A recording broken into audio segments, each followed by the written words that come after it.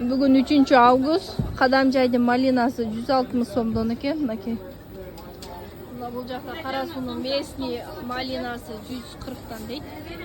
Азыр өзім шу Қадамжайдың малинасын алайын деп отам. Шу челеги қанша шығат екен, көрөбүз, қанша сом болот екен. Қадамжайдыкы жакшыраак дейт қой, Қарасудан караганда. Билбейм, Қарасудыкы деле жакшы. Караңыз, сорт эки башка. Мындан тартың чеже? Кое берейинби?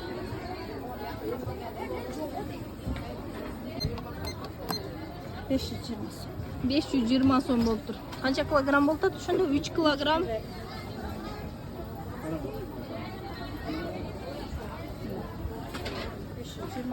Шуна көрүңөрдү.